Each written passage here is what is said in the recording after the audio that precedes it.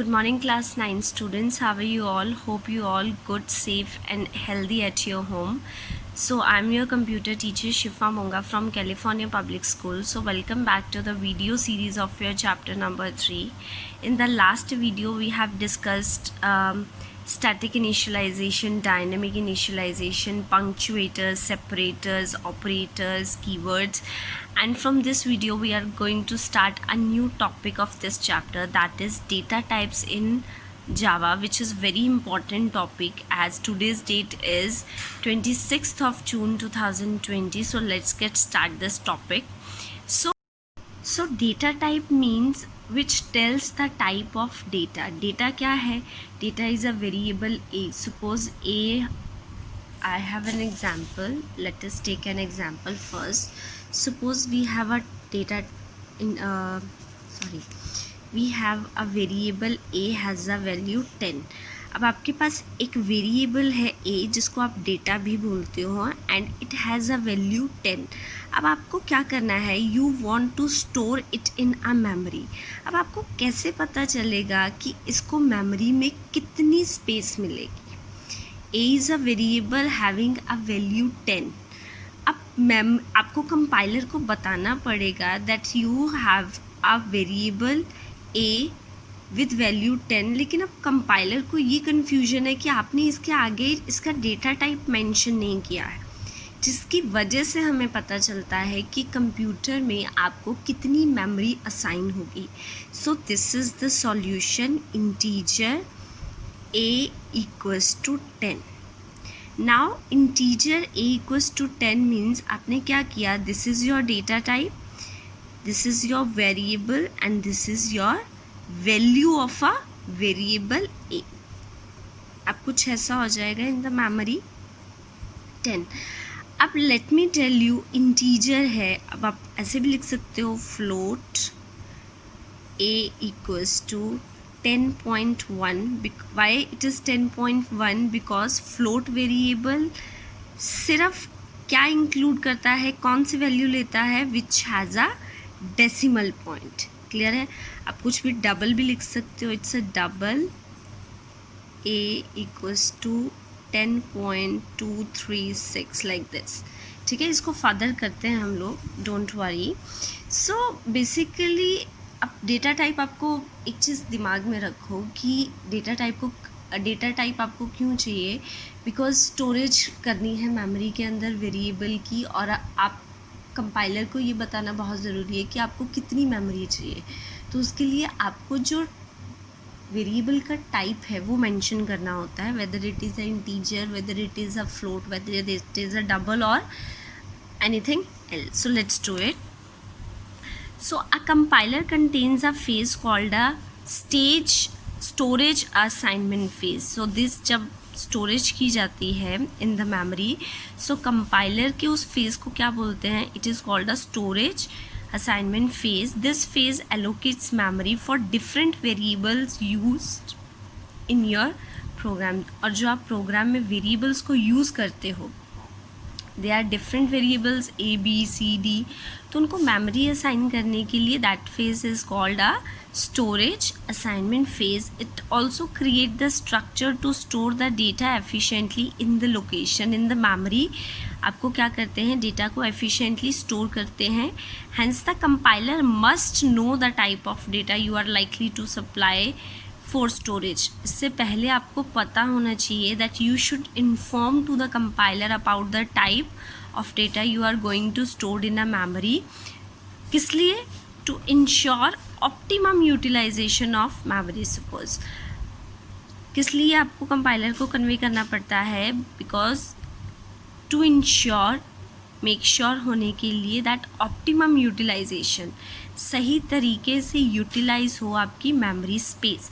So this is the reason data types are required in Java programming. In Java programming, we have to deal with the various types of data. Hence, it becomes necessary for a programmer to select an appropriate data type according to the data taken in the program. The data and its types are given. So it is very important कि आप बताएं कि आप सा data use करने वाले हैं ताकि उसके अकॉर्डिंग आपको क्या मिले, मेमोरी स्पेस मिले. And we have one more thing that our memory space is divided into blocks. So this is our memory space, computer memory space, and it is divided into a blocks like this. Clear? So these are the blocks of your memory. So अब कितने blocks divide होंगे? Suppose A equals to 10. It is decided by the data type कि आपको कितने blocks assign होंगे, depend upon this data type. Clear? So here is the picture diagram of your data type. It's a primitive. So where हमारे पास दो तरह के data types होते हैं. Number one is primitive. Number two is non-primitive. Primitive data types having two types of data. Number one is integer and numeric type and non-numeric type. Clear? So primitive has two types of data, numeric and non-numeric. Numeric is further divided into two. It's an integer and floating point. Non-numeric means character and boolean. Numeric means with numbers, जो numbers से deal करते हैं 1 2 3 and all. Non-numeric means जो character से deal करते हैं A B C D. And non-primitive, it's a classes, arrays and interfaces. So let us discuss all in detail one by one. That is, first is primitive type. Primitive means basic. Clear? The data type which are independent of any other are known as a primitive data type. These data type are called up basic. Why basic? Because ये independent होते हैं, किसी पे depend नहीं होते हैं ये. So that is why they are called primitive data type. For example, byte, int for integer, long, float, double, etc. So primitive data type are predefined. इनके दो और नेम है. That is predefined. It is also called as a predefined and built-in. So it has a 4 name now: primitive, basic, predefined, built-in.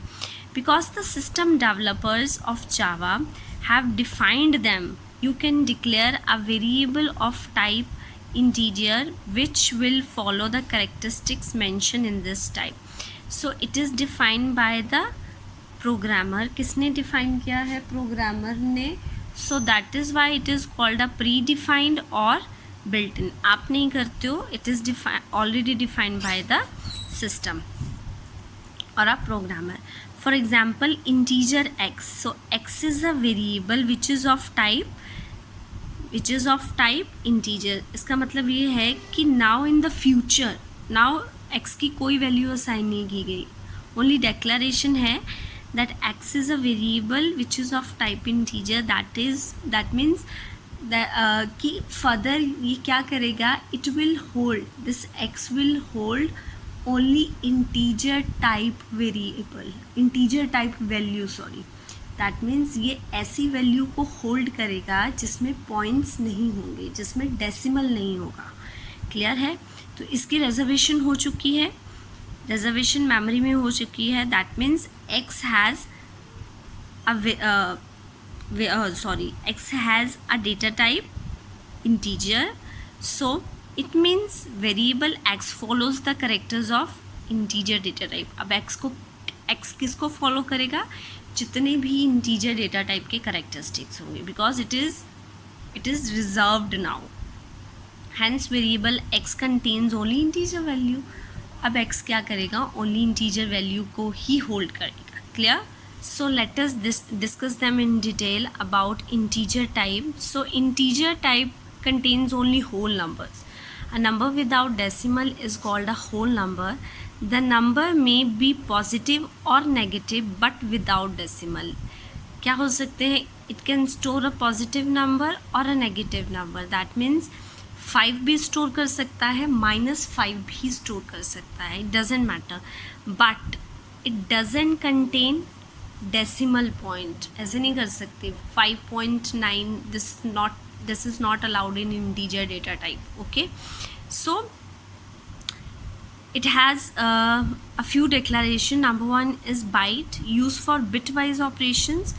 short use for small range of integers, integer use for integer which are more than short integers. अच्छा, सबसे छोटा होता है bite, सबसे small, उससे थोड़ा सा बड़ा होता है शॉर्ट डेटा टाइप, उससे बड़ा है इंटीजर एंड उससे बड़ा है long. Clear? Large.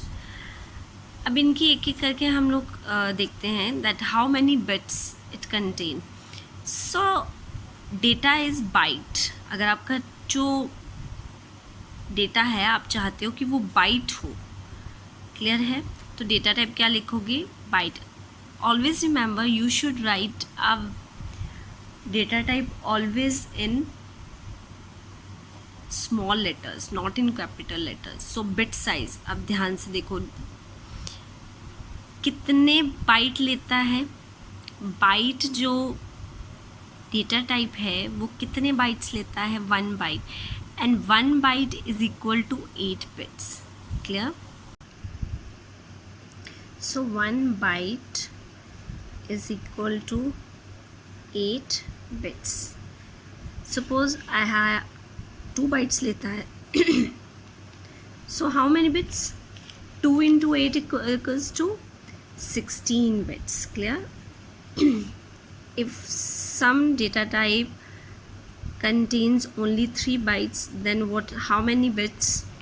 3 into 8, because 8 कितना लेता है? 8. So 3 into 8 is equal to 24 bits. Clear? But now byte कितना लेता है हमारे पास? 1 byte equals to 8 bits. Declaration कैसे होगी? You have to write the variable name a and a has a value 5. That means अब इसको मेमोरी में कितनी स्पेस मिलेगी? 8 bits. Clear? Then we have short data type. Short, how many bytes? 2 bytes. That means 16 bits. Short, ये declaration है. This is how you can write short b equals to 12. Next, integer int. How many bytes? 4 bytes. How 4 bytes? 4 into 8 equals to 32 bits. So this is the declaration. What is this? It is a value, just like this. Integer ने लिया c has a value 214.